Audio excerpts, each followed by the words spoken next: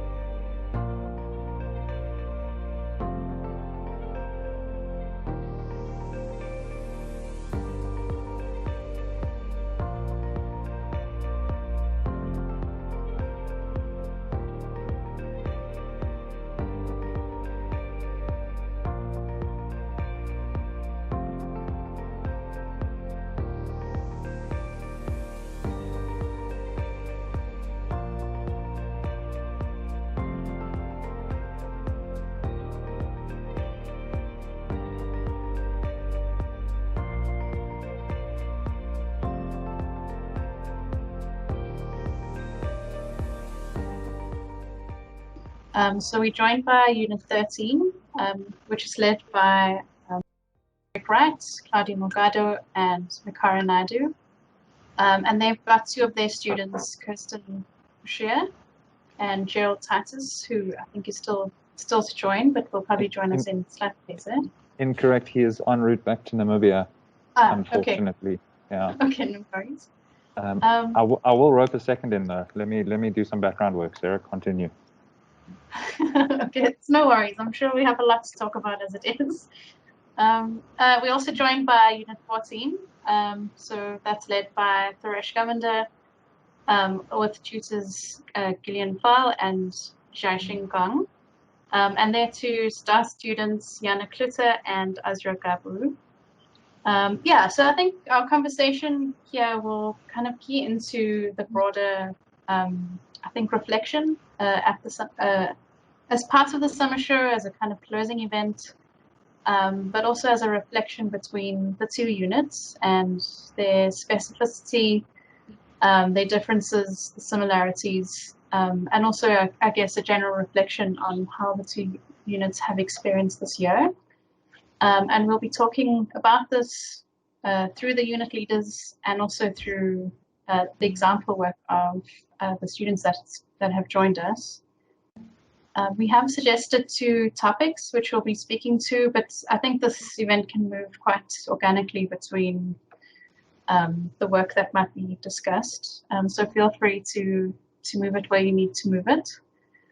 I think maybe we could just start with inviting Unit 14, so Thuresh and Jan, just to maybe comment on how this year has found them, and particularly perhaps starting to make conversation points around drawing languages and ways of seeing and ways of doing, which will then move to Unit 13 to also respond in a similar way. So I think from Unit 14 side, I think because as a student, I experienced the GSA quite differently, and the way that we had always worked was having all our work kind of printed out and having that pinned up on a wall. And this year it's been quite different in a way that everything is kind of seen through a screen. And so I think the way that we have been forced to work or forced to think has also been limited to that. And so the drawings that the students have produced as well, I think they've always kept that in the back of their mind as to how do we communicate this in the best way possible. And so I think that's definitely kind of like a COVID thing that's kind of happened. But I think also in terms of the unit's framing itself, I think it was quite interesting to explore leisure through this medium of drawing or through this way of working as well. Because I think, so we were quite fortunate to kind of go out into site and be able to like explore the theme of leisure with each other at Sun City. But I think that was something that we had, that I think has changed the way that we kind of, that we would have seen leisure if we hadn't had that opportunity. So I don't know. I mean, Thuresh, is there anything that you may want to speak to specifically? Oh, Thuresh, I think you muted. Yeah. So I do think that there's been I think within the unit we've had a kind of quite a standard repertoire of drawing techniques that we've used. And one of the things that we wanted to do today, and if you look during the course of this year, was to be a little bit more I would say hybrid or experimental in the way we augment those standard architectural drawings, which is plan, section, and axo, with things that are a little bit more, again, experimental, using mixed media and so on.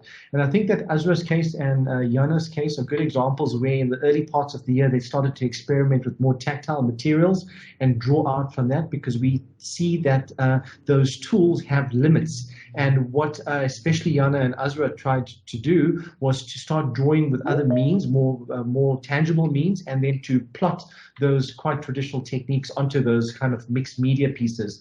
That was something that we encouraged, because you can't reveal certain languages or phenomena that we were interested in. So Azra's in terms of blurring certain, we're talking of not blurring, but this ambiguity between different types of spaces. You can't draw in a traditional sense. So it was explored in the media and it was put on afterwards. So we did find that the kind of phenomenology of what we were looking at could not be communicated through traditional techniques. We felt we lost some of the kind of clarity or the rigor or controls in experimenting with that. So that is a compromise, but it's something that, especially in the two works of Azra and Jana, I think that it comes close to it this year. So that's drawing languages from our side. And Jana, I know you said you maybe have some ideas to maybe add to that conversation. How would you frame the way in which kind of drawing languages or tactics you pursued, which might have been in defiance to maybe some of the more analytical approaches of the unit? My work relied quite a bit on making as a process of embedding the research research that I've gathered in various ways, like in Fabric and in making models and so on, and then through performing these, documenting the process of making itself, and then starting to alter these as a way to protest the structures that had been embedded. And then using those drawings made from the model itself as a way to start speculate and propose new structures. Which I think, so I definitely struggled to jump between like the more traditional means of representation and then the more ephemeral qualities that got embedded in the making process. But I think it got more successful towards the end of the year. Yeah. And maybe just to respond on the end of that comment, and this is also to perhaps Azra. So were there any kind of surprises that you had where working through elements which were maybe more tactile or embodied or ephemeral, that those mediums kind of drove the research in a way that you hadn't expected? So something came from them that was less perhaps determined than a kind of analytical drawing, and did that change the way in which the work might be slightly more speculative, or was it as equally as I guess analytical as, for instance, axonometric? I think the difference between a tactile model and, say, an analytical drawing is that I think with a drawing you can still determine the outcome. You can say, okay, I'm plotting this, it's this size, these are the line weights. There is you have a lot more control over the work. Definitely with a tactile model, you do have that, but there is more opportunities for surprise chances or opportunities to see the work in a way that you can't necessarily see it through a traditional drawing. Yeah, absolutely. Maybe we could move to Unit 13 in the same vein. I think also as a unit that's been known for specifically for ways of making and ways of doing.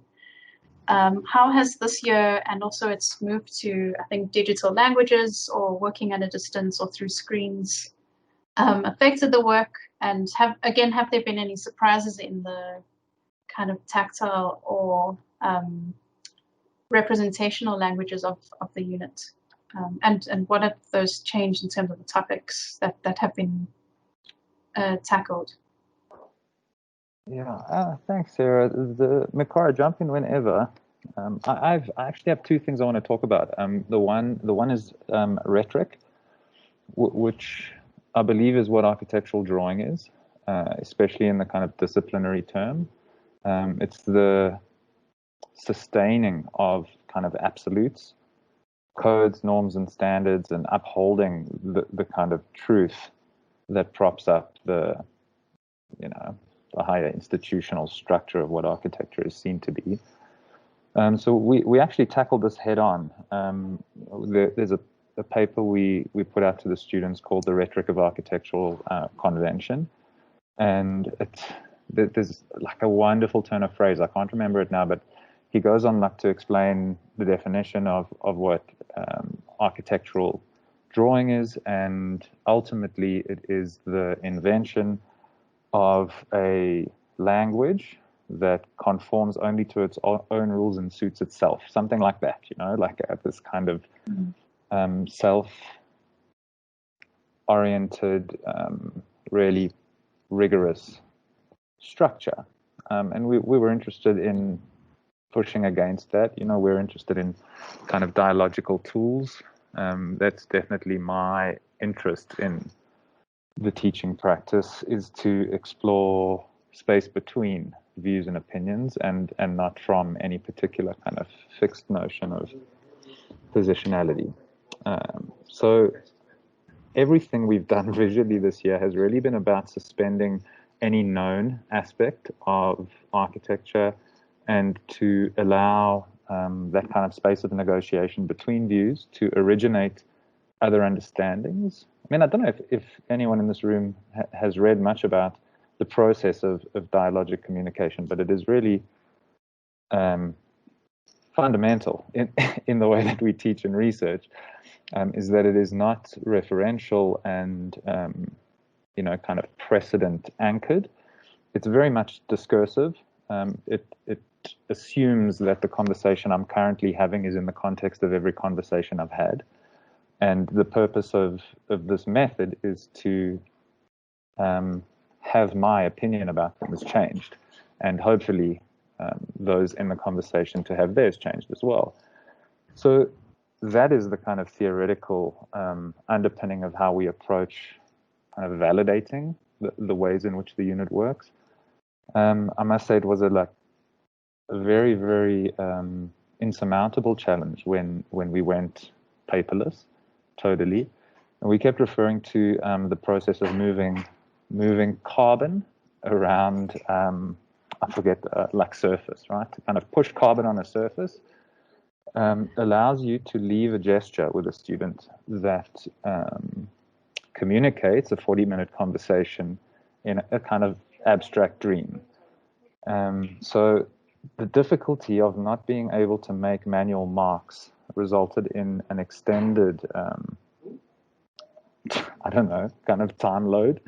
It was very, very unexpected that essentially our contact time would triple and the production of work would third.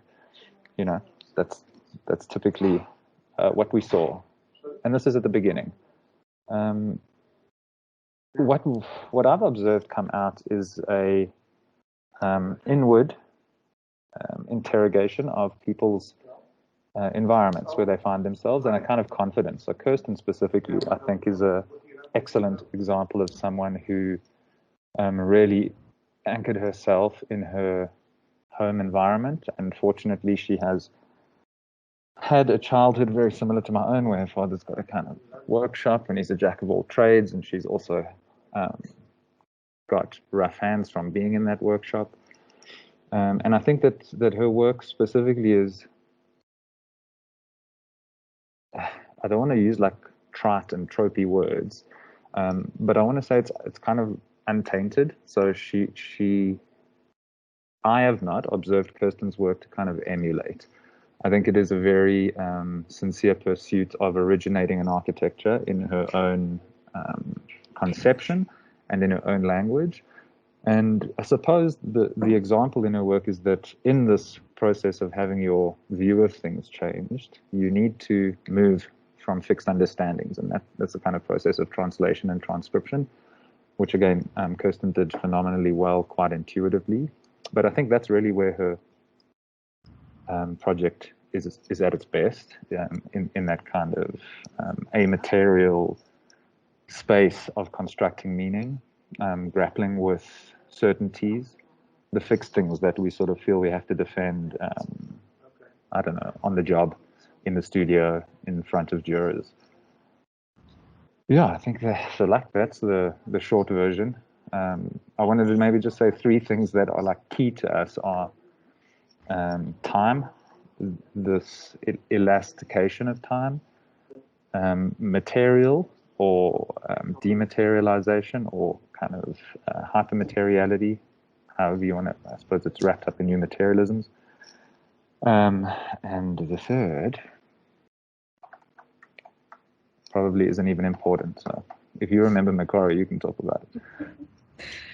Can I just add maybe to what you're saying? I think something that came out quite strongly. This was also my first year teaching at the GSA, and so it was under kind of strange circumstances, and the expectation going in versus kind of the output was the same but also different. And my perspective was that there was quite a few opportunities for alternative languages to come forth, which I think is what has happened definitely.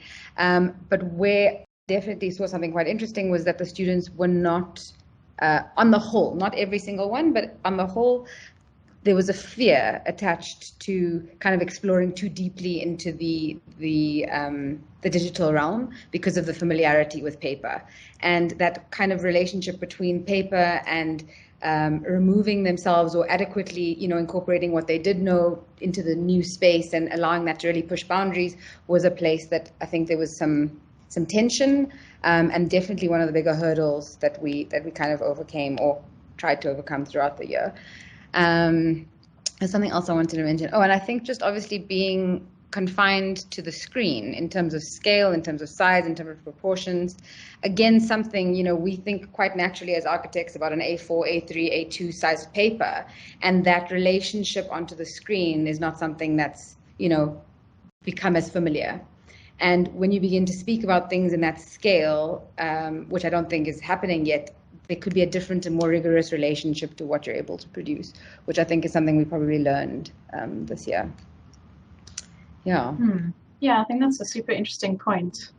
And also, yeah, I think I was going to ask just in response to what Eric said, and I think that's touched on a really interesting point, is if the situation is so uncertain, what are the certainties of, you know, in a time where, for instance, as Makar is saying, you know, and even what Azra was saying about line weights and what is the line weight of something that's in pixels, and also you kind of consider when you're trying to set up a drawing, is it a drawing that you might print out at A1, or is it something that you see at 6:9 proportion? And also maybe at the end of the year, you might be asked to print that out again. So the kind of materiality of where the thing lands is so like, you know, I think the goalposts keep moving. So yeah, I just wondered maybe Eric could speak to also undisciplining drawing in that way. I really like your interpretation there, Sarah. So I am reminded of the third point, which I've called classification. But it refers to like these forms and orders that we give things to make sense of what things mean, to understand the kind of what you're talking about, the intent of what it is we do. And I think that that aspect of working with research and with students and with architecture has been like the most vastly disrupted. So form and order, I think, has unraveled. I'm not sure that anything is packaged or compartmentalized anymore. I know my own personal life reflects my view of this, that I'm never in a place. I'm kind of physical, but I'm always in multiple modes at once, and move kind of instantaneously from serving domestic roles to kind of dealing with official, more formal engagements with clients and institutions. Sometimes they are within my house. Sometimes I'm kind of dealing with domestic stuff on other people's time. So it's sort of looser, and I really like that. I think that, so I'm not scared of it. This is not complaining. I think that it's actually an extremely excellent opportunity to shuffle things around and not be preoccupied with whether it needs to be printed on A1 or whether the line weights will compute from PDF to JPEG. I think that obviously you have to go through those thought processes when you know exactly how you are pulling the trigger on any piece of work. But I suppose I'm enjoying this. I see it as a space of kind of producing value, where you don't necessarily have to be too concerned with efficiency and currency and evaluation, but the idea of value, depth of meaning, perpetual kind of progression.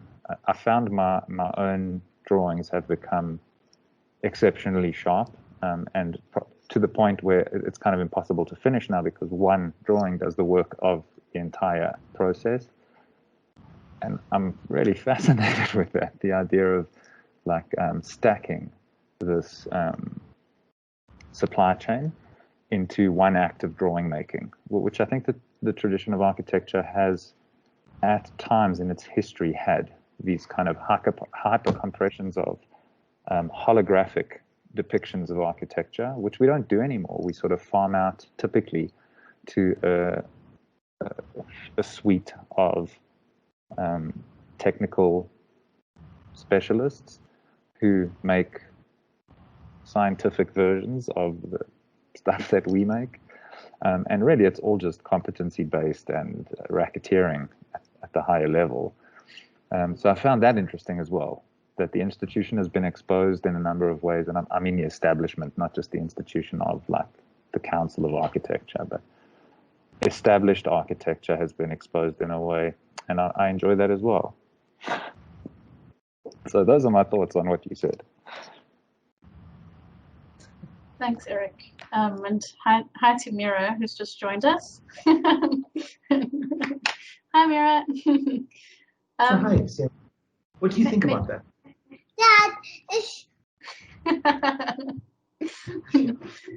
I think I also would love to ask Kirsten maybe to speak to that a little bit. Maybe using the conversation around working between, I think, like these tactile models and also working in the workshop versus finding a kind of language which is digital, which tries to, I think, copy or trace some of those sort of textures or remnants of some of the work that I've seen that you did earlier in the year. How have you kind of undisciplined drawing in that process? Is a drawing something which is now a GIF, which is moving, it's not fixed? And perhaps also, I think, speaking to what Eric's saying, which maybe Kirsten again could try to answer, how do you wield accessibility of your ideas, or how is it still tangible in a way that someone who might be accessing something from a particular way of seeing the architectural tool set might still understand something as a spatial construct, but at the same time your work, I think, very much pushes the edges of what that is. Yeah, so I think maybe to talk through the digital and analog, and then how access has maybe been considered through your work, and maybe also the units framing, which I think intentionally is trying to be both inaccessible and accessible at the same time, which is quite interesting. Yeah, so I think actually a lot of my work, the things that I would consider drawings, are actually my physical models, and then whatever I ended up exporting as a PDF was more of a translation. So I actually ended up having to try and find ways of representing my work more through aesthetical means than empirical means, because what I drew when I made a model was actually this workshop logic that I'd identified, and to try and explain that to someone in a drawing, like a conventional drawing, I don't think is it's perhaps not impossible, but it's not something I'm going to achieve during the course of a single year. So I found a program like Blender. So obviously there are others as well, but it is more aesthetically driven. So the things you try and represent are these philosophies. So when I look at anything I made, I obviously see an entire world beyond a certain marking on the model, and to someone else it's simply a marking. And using Blender, giving you that opportunity to represent the aesthetical aspect of the model, then starts to take it from being this thing you just simply made to having it also become the drawing, if that makes sense. So I essentially drew with hammers and saws and piles of concrete. As far as the accessibility, that is quite a difficult thing, because not everyone is as familiar with materials, or in the sense of making with your hands and learning through making with your hands. I found that's a difficult thing to try and explain to someone, that even though the pile over there in the corner is a pile of mistakes, it was actually possibly a year's worth of learning, even though nothing that's on the floor is actually useful at all.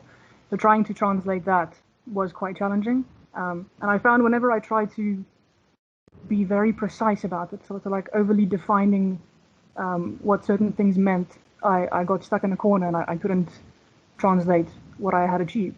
And whenever I let go of that and I focused more on the fundamental of what I achieved, getting the core of something across as opposed to every little minute detail, then the transferring of that information seemed to be far more successful. Thanks, Kirsten. I'd also, I think, just to kind of link in a strange way to what you've just said, I think I'd like to move the conversation to the discussion around edges and thresholds. So maybe starting with the kind of edge of the discipline as a sort of border. So something that is accessible and perceivable versus something which is outside of that. Maybe Eric could speak to this. I know. For instance, Franklin. I know his work is quite interesting in how it deals with borders. I don't know if you want to expand on that, in how, because it seems to be a recurring kind of interest in the unit, both physically in terms of borders, but also a way of working at the edge. Absolutely. So I think that's what I've been talking about is being on this, like to occupy the marker that sets the definition of any particular term. So we were encouraged this year to think about what it means to derive terms of reference for a new paradigm. It's been said that if you're entering, a place you've never been before, the first thing you must invent is how you read and navigate it. And the term unprecedented, I think, has been overlooked. I think it is extremely profound to call a moment of time around the world where everyone is equally occupying something unprecedented. You are freed from the kind of fixedness of adherence. You aren't, because obviously those who hold those who benefit from maintaining the status quo will fight very hard to maintain it intact. So I think like discipline is an interesting one. So we did have really broad and deep discussions about the practice of architecture. So I think typically most people would disassociate the discipline and the practice. Like the discipline is a kind of more formal, governed, authoritative. It's like the profession, and then the practice of it is the intellect and the sort of conceptual, cognitive. So I mean it much more as like being smart and being visual. I think that it is the physical act of idea production. That's the practice, and the discipline. I mean, these are the conceptions. What we've come to understand is that like the word discipline really is just about a maintained structural rigor and what's the word? Like comprehensibility, that it can be fully understood and fully communicated. Yeah, I think it's really, I think, challenging to try and interrogate the discipline of architecture. So we were like a little bit bolshy to put that on as a tagline up front. But I think there have been works this year that have really legitimately dug into the history of South Africa's, flaws in how the profession was administered and how the discipline really fucked up the landscape of South Africa. So I think it's evident. We have some M1s who are digging into history, sort of re-scripting spaces of neutral zones where oral histories can be born from discussion, like the dismantling of, I would just call it structural, historical pathways, the type of the house, the image of the house, the occupation of the house, the service of the genders within the house, the proximity of the township to the city, the manliness of the city, and the womanliness of the home. And I think that it's been, for me, encouraging, because like I must reiterate that I have also felt these things on a personal level in my domestic space, where the edges of what I used to kind of box out and like keep out of the sanctuary are no longer manageable in the way that they were, because they're looser. So again, I'm not bemoaning it. I think that there is an opportunity to stand on the edge and now choose where you fix which side of meaning and how it affects you. It sounds wishy-washy, but it's not that anything is possible and anything goes. I do think that architects have a social responsibility to kind of serve the interest of the public. So it's not we can't just be like, okay, cool, I can do what I want to do now because the world is loose. I think that often is the misreading of our broader, more discursive approach to coming upon meaning. I think that it is deeply rooted in placing architecture as holding responsibility that serves people and holds a kind of accountability to making things better. And that's not a bleeding heart either. I do think it's possible. Yeah, and maybe I want to just finish on Frank's thing. So he in terms of edge, I think Franklin got trapped in his edge, to be honest. His site was literally a border, and it started as the whole border, and then it was the crossing. So it's this kind of fractal synecdoche of comparing parts of the whole to the whole. It's brilliant. He I think has a grasp on it that he can't communicate yet, and I do think that it's better to live within that zone of navigating the edge before conforming to interpretations of what it is you have made of the edge, which we saw the students running risk of in some of the commentaries. If you see work that is happening in this way through this medium, it is easy to kind of make the interpretation and treat it as you would any commentary. And I think that part of being undisciplined is to maintain a kind of discipline of self-checking to make sure that the question is maintained. And I think that's what Frank is busy with. I think he what's the word, like, he is definitively an architect of migrancy. He lives between two very real international places, and I think that it will be his career to come to terms with what it is he began to scratch at in his thesis. Cool. Thanks, Eric. Maybe just to talk to that idea of in-betweenness, but swing it over to Unit 14 side. I do think both units, from my reading of it at least, do find, I think, fascination in the state of in-betweenness, or working kind of with binaries or opposites. So, for instance, as Eric was talking about, like whole and part, maybe in Unit 14's case could be public and private, or legal and illegal, accepted and unaccepted. Perhaps Azra could maybe speak specifically using her project as a kind of example. Did you find it useful to kind of occupy the state of the edge or the facade, where everything inside is kind of different to that which is outside? And how did this kind of space you occupied mediate the two, or create a kind of definition of one or the other? I think the way I approached it at first is that you can't actually see it as inside and outside.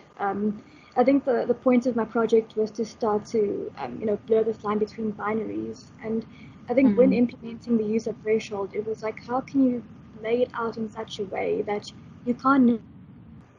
I think also there's an importance of acknowledging that there are thresholds that exist beyond the built form, beyond walls, screens.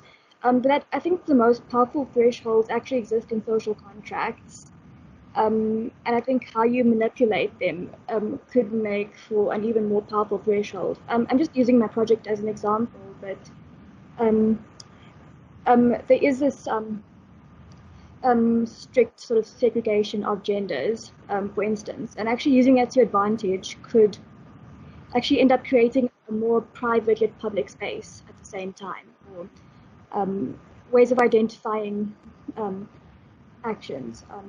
Sorry, I'm speaking in circles. But yeah, definitely the idea was not to view these binaries as separate entities, but rather finding their commonalities and how you could link them through your thresholds. And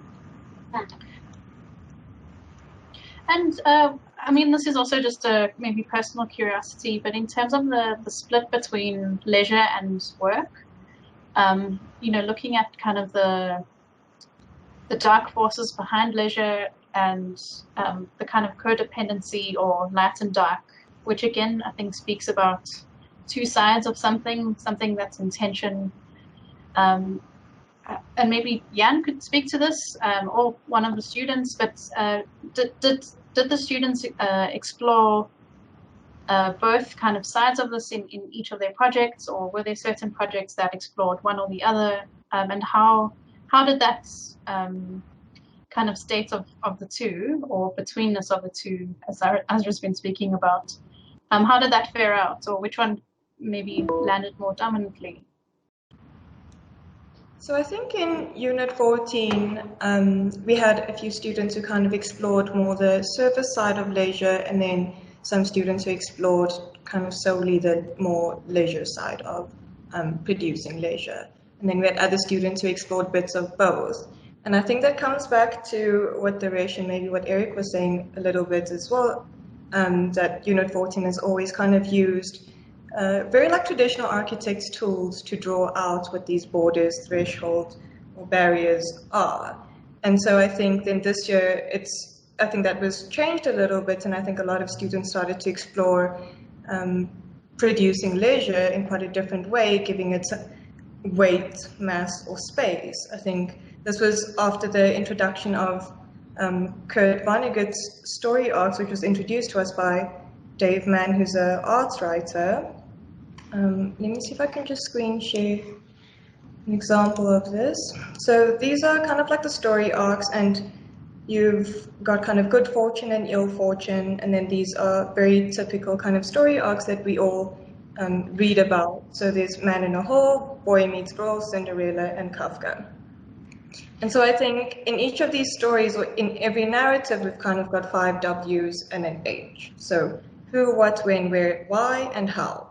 And so I think each of those points can very clearly be plotted on a graph like this. But I think once something like this is layered on top of one another, then it becomes quite thick, and it's given some mass or given space that it begins to occupy. And so I think that's how a lot of our students began to explore the ideas of producing leisure. So it wasn't just kind of leisure or the ideas of production, but that there was always an overlapping of these two complex kind of like outputs in some way. And so I think then if we look at, let me see if I can find, yeah, so this to interrupt you, I want to ask if sort of class theories have featured in the work at all. When I hear leisure, the only thing I hear is the leisure class, and the kind of in South Africa's history, and actually in our current social landscape, especially as Sarah talks about the sort of dark and light forces within this landscape. I'd like to know whether that was that surfaced with the students. So I know you guys are interested in it. Yeah. While you talk, I don't want to like redirect you, but I just thought it would be an interesting addition to hear about that. Yeah, sure. So I think class is definitely a thing that some of the students have explored, but I think that also wasn't necessarily a thing that we wanted to push onto the students so much, because we didn't want leisure and the production of leisure to only be focused around class, because I think it is also a lot more complex than kind of like a class issue. And so I think, so in Jana's work, this is kind of in its origin, I think, comes from a kind of Marxist viewpoint, and is rooted in like the bourgeois and views of society in that way. So I'd like to test your to say it's more complex than a class issue. I'm like, I wonder what you're gonna return on that. I find it really interesting. Yeah, so I mean, if we are locating class in kind of like larger theoretical frameworks, then yes, then it could be a class issue. But I think if we're looking at larger theoretical frameworks, then we cannot simply reduce other frameworks to just class. And I think that's what I mean when I'm saying that, not to kind of downplay the issues of class. But I think that class is a big thing in producing leisure, and I think it is also definitely explored in Jana's work. Like, this is one of her story arcs that she had plotted. So she's looked at 2 different groups. So the one that actually owns the garden and has access to the garden, and the other one who maintains the garden. So Jana has looked at it in her work, And so I think at this point here, where she starts to negotiate Paradise, which here she's kind of plotted all the different moves throughout her thesis or throughout her work. And so here, negotiating Paradise, she starts to look at how those roles are switched around. And so I think the way that we try to do it is try to do it through very subtle kind of subversions in these narratives. Yeah, so in Azra's work, she also starts to look at the story arc not kind of as like a linear, very distinct line, but it becomes very blurred because she's looking at the binary of sin and virtue, and that never really has a distinct line. And so I think in that way, we start to give mass to other narratives and give weight or space to narratives which are usually seen as quite straightforward or quite unilinear in some way. And so I think, Eric, I don't know if that kind of answers some of your questions relating to class. No, so I don't want any questions answered. I think I'm just interested to know how the work navigates it, because I don't see it as an issue. I just see it as a reality. I think that even the way you spoke about Jana's work, for me, is like deeply entrenched in South Africa. It's not, we don't talk about class like other societies do. It's like it's avoided. It's kind of taboo to I don't know, acknowledge classist classifications, but the one who maintains the garden and the one whose garden it is, for me, is like, if you can say that and not like immediately construct an argument around the realities of class structures and roles. So I'm not, I'm not problematizing it. I just really think it is a fascinating aspect of Unit 14's work, that you deal with these topics that are seemingly kind of Joburg, but I think they're actually a lot more philosophical and kind of larger conditions of these underlying realities in architecture. I don't see them as issues. I think that we should start being a lot less apologetic with surfacing this stuff. Yeah, so thank you for trying to answer it, but maybe I also want to say don't answer it. Yeah, and I think the works kind of unpack it at the levels. I do think Jana has dealt, from what my view of it, has unpacked some of that uncomfortable tension between, I think the politics of the kind of paradise and what has been afforded or sacrificed for that to exist. So yeah, I think it's like visible, but it's perhaps even Jana could speak for it herself, and how that process has been, and whether that comes across or what was interesting for you. I think my first engagement with the idea of class was, I think initially when we were writing our abstracts, so I think the project tried to weave together different scales and narratives of the paradise, or metaphors of the paradise and the garden. And so playing on the idea of the backyard then also as this thing of not in my backyard, which in South Africa especially is not just rooted within, so relating to social housing or affordable housing within the city. A lot of African neighborhoods or property owners would say not in my backyard or not here. We agree that there is a problem, but just don't do it here because it's gonna affect our property prices and our paradise. And so I think for South Africa, it's not just a class thing, but it's still that, or at least that class thing is still so linked to race and to other elements that I think it is difficult to isolate it just as class. And so I think also the project tried to comment on how that it isn't just located within economic means, or that these problems are not just located within economic means, but that there's so many things that factor into it, like race, that was engineered through things like the Natives Land Act, and that still remain within our urban fabric. And I say that like, for instance, how